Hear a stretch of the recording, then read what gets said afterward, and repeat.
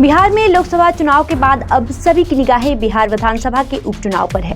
राज्य में 5 विधानसभा सीटों पर उपचुनाव होना है। इस चुनाव में जहां राजद, जदयू, माले और हम के सामने लोकसभा चुनाव का प्रदर्शन दोहराने की चुनौती है।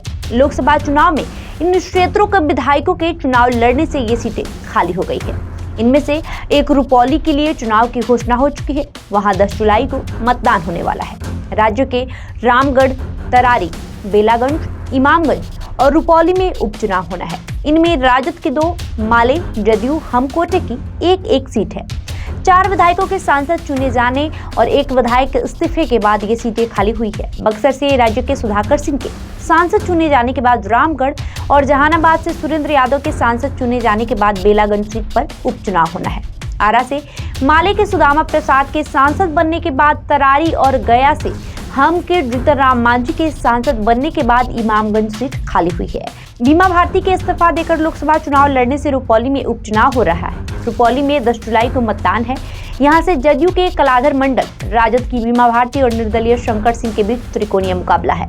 वर्ष 2020 विधानसभा चुनाव में बेलागंज पर राज्य के सुरेंद्र यादव ने जदयू के अभय कुमार सिन्हा को 28,000 मतों से हराया था। रामगढ़ पर राजद के सुधाकर सिंह ने बसपा के अंबिका सिंह को सिर्फ 189 मतों से हराया था। यहाँ भाजपा प्रत्याशी तीसरे नंबर पर रहे थे। इमामगंज पर हम के जीतन राम मांझी ने राजद के उदय नारायण चौधरी को करीब 16,000 मतों से पराजित किया था। तरारी की बात करें तो तरारी में मालिक सुदामा प्रसाद ने निर्दलीय सुनील पांडे को 10,000 मतों से हराया था। यहाँ भाजपा उम्मीदवार तीसरे नंबर पर रहे थे। रुपौली में जदयू की बीमा भारती ने निर्दलीय शंकर सिंह को 19,000 मतों से पराजित किया था। यहाँ भाजपा दूसरे नंबर पर रही थी। इसी तरह एनडीए में भाजपा के 2, जदयू का 2 और हम का 1 सीट पर दावा है। वही महागठबंधन से राजद का 4 और माले का 1 सीट पर दावा है। अभी विधानसभा में भाजपा सबसे बड़ी पार्टी बन गई है।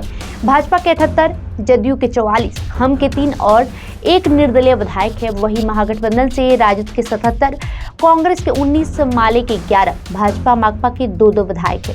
5 सीटें रिक्त है।